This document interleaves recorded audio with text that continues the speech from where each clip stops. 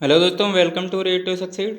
आज हम बात करने वाले हैं मॉडर्न हिस्ट्री के अगले टॉपिक के बारे में। आज जो हम साइमन कमीशन के बारे में पढ़ेंगे, तो साइमन कमीशन से रिलेटेड जितने भी क्वेश्चंस हैं सारे इस वीडियो में कवर करेंगे।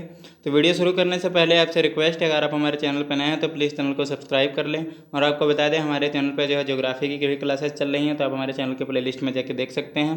और आपको बता दें, हमारे चैनल पर जो है स्टैटिक जीके की क्लासेस डेली 10 बजे अपलोड कर दी जाती हैं, तो आप हमारे चैनल पर बने रहिए और वीडियोज़ को देखते रहिए। चलिए वीडियो शुरू करते हैं। तो आपका जो पहला क्वेश्चन है वह साइमन कमीशन भारत किस वर्ष आया, तो यह आपका 1928 में आया। और वर्ष 1919 में मॉन्टेग्यू चेम्सफोर्ड एक्ट में 10 वर्ष पर इसकी समीक्षा है, तो एक संवैधानिक आयोग का गठन का प्रावधान था। आयोग को यह देखना था कि यह अधिनियम जो है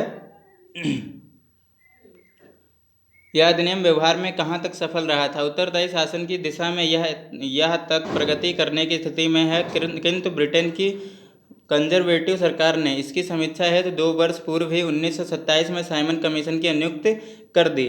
साइमन की अध्यक्षता में गठित इस आयोग में कुल 7 सदस्य थे।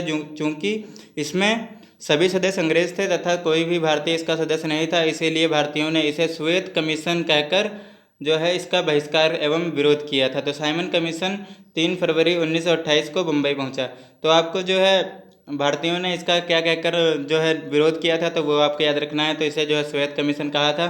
और जो है साइमन कमीशन भारत 3 फरवरी 1928 को पहुंचा था। तो ये पॉइंट आपके लिए वेरी वेरी इंपॉर्टेंट है, आप जो इसे ध्यान में रखिएगा। आपका जो अगला क्वेश्चन है साइमन कमीशन के आने के विरुद्ध भारतीय जन आंदोलन क्यों हुआ। तो आपके ऑप्शन हैं, भारतीय 1919 के अधिनियम की कार्यवाही का पुनरीक्षण कभी नहीं चाहते थे। साइमन कमीशन ने प्रांतों को द्विशासन की समाप्ति को संस्तुति की थी। और अगले हैं आपके जो साइमन कमीशन में कोई भी सदस्य भारतीय नहीं था और साइमन कमीशन ने देश के विभाजन का सुझाव दिया था। तो साइमन कमीशन में कोई भी भारतीय सदस्य नहीं था, तो यह जो है कारण रहा था। सामान्य आयोग नियुक्त किया गया था, तो यह किया गया था 1927 में। और यह जो आया था जब भारत में, वह 1928 में। यह भारत 3 फरवरी 1928 को मुंबई पहुंचा था।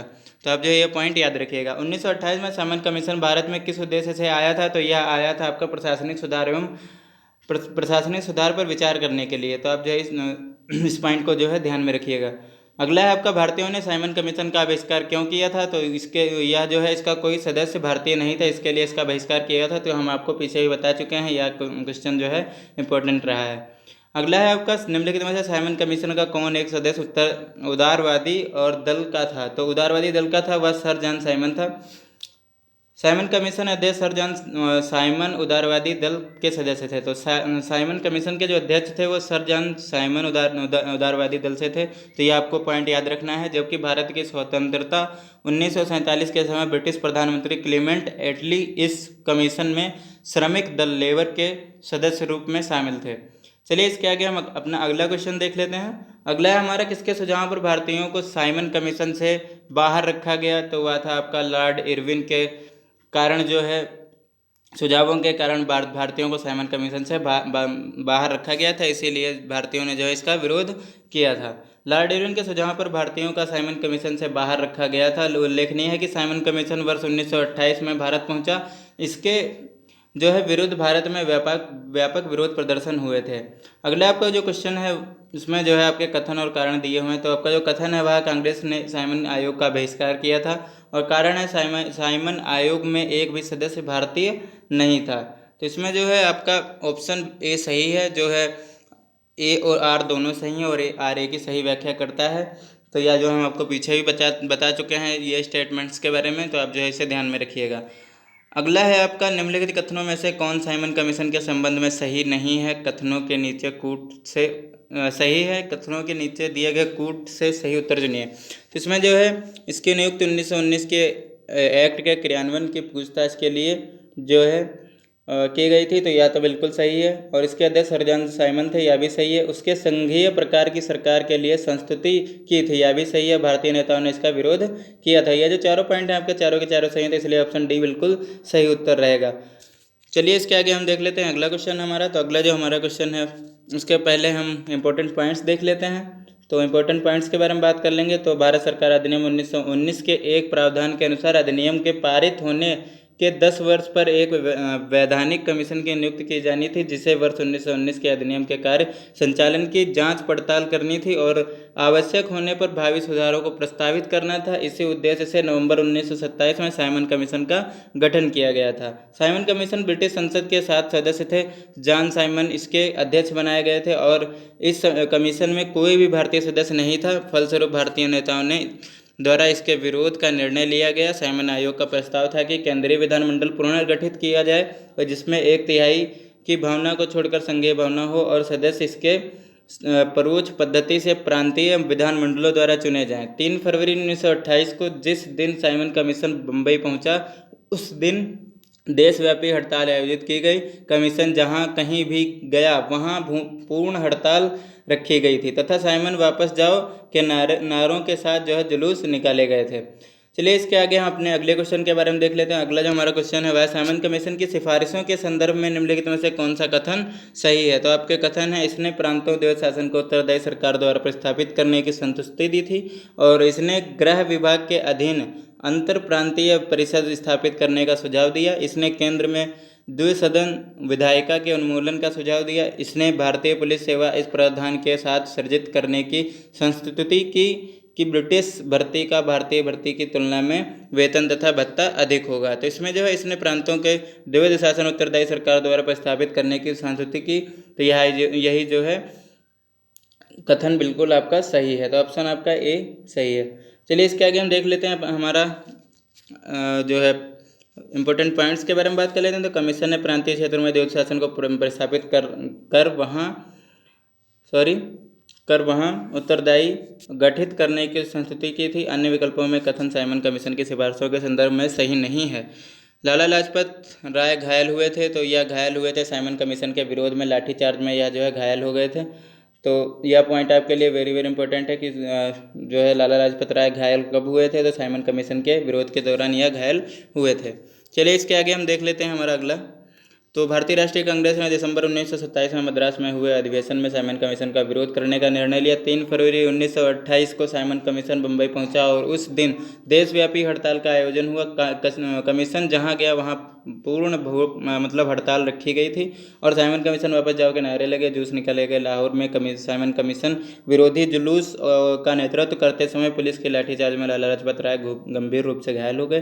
पुलिस द्वारा की गई इस बर्बरतापूर्वक पिटाई के कारण लाला लाजपत राय की मृत्यु हो गई और मरने से पूर्व उन्होंने कहा था कि मेरे ऊपर किए गए लाठियों का एक एक प्रहार ब्रिटिश सरकार की ताबूत की आखिरी कील साबित होगा। तो यह जो स्टेटमेंट है यह वेरी वेरी इंपॉर्टेंट है। यह बार बार एग्जाम्स में पूछा जा चुका है कि यह किसने कहा था।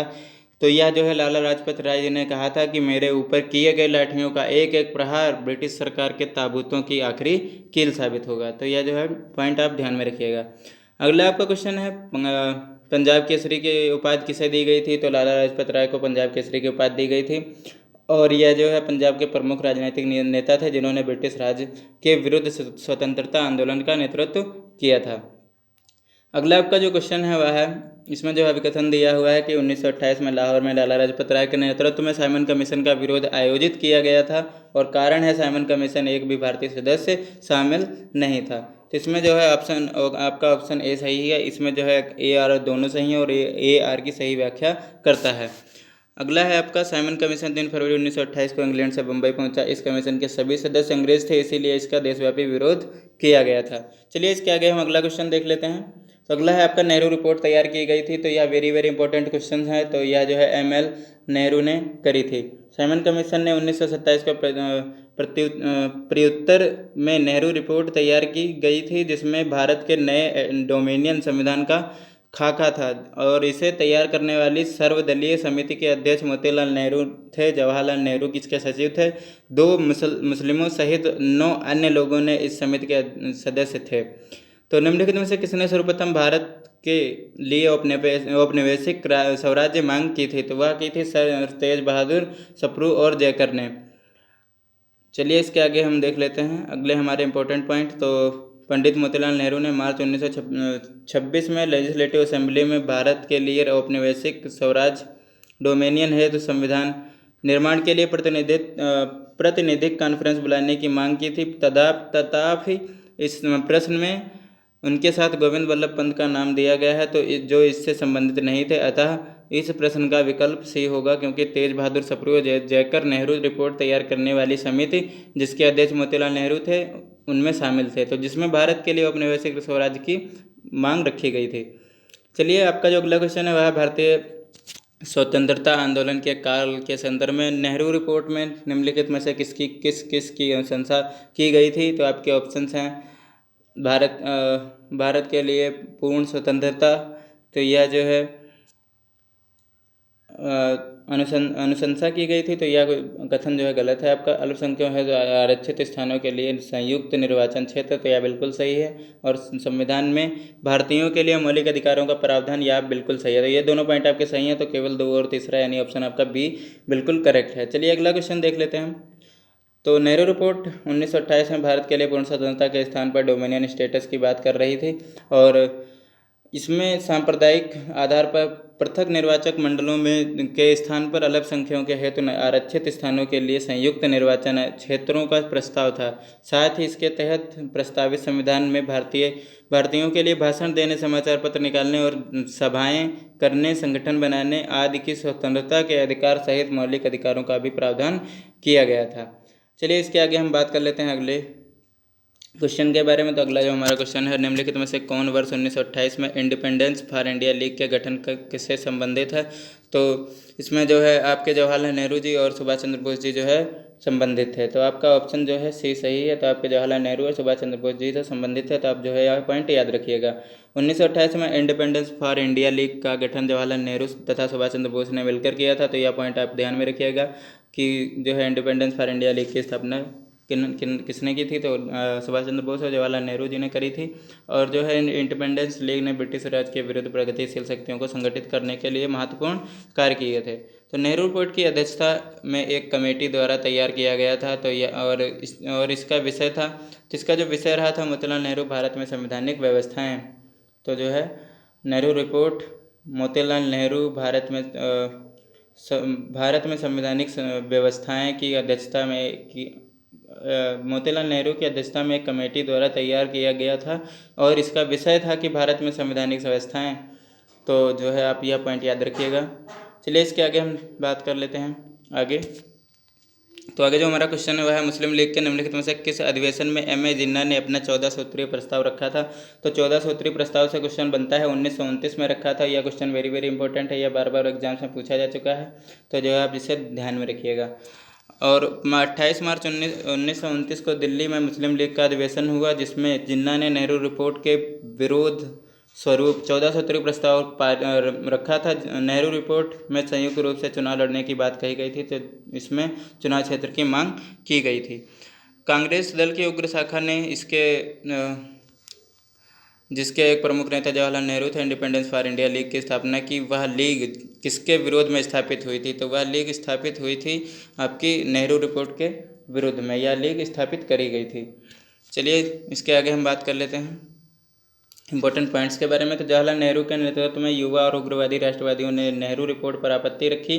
ये पूर्ण स्वराज्य को तात्कालिक लक्ष्य के रूप में रखने की मांग कर रहे थे, और फलतः जवाहरलाल नेहरू और सुभाष चंद्र बोस ने इंडिपेंडेंस फॉर इंडिया लीग के रूप में कांग्रेस के भीतर एक दबाव समूह का निर्माण किया था। Thanks for watching. अगर आपको वीडियो अच्छी लगी हो तो लाइक करें, कमेंट करें, शेयर करें, सब्सक्राइब करें। और आपको बता दें हमारे चैनल पे हिस्ट्री की क्लासेस चल रही हैं और ज्योग्राफी क्लासेस चल रही हैं, तो आप हमारे चैनल के प्लेलिस्ट में जाके देख सकते हैं। और आपको बता दें हमारे चैनल पे स्टेट की जीके क्लासेस जो हैं वो डेली चल रही हैं, तो आप हमारे चैनल पर बने रहिए और वीडियोज़ को देखते रहिए, और जो है चैनल को शेयर भी करिएगा और सपोर्ट भी करिएगा। Thank you.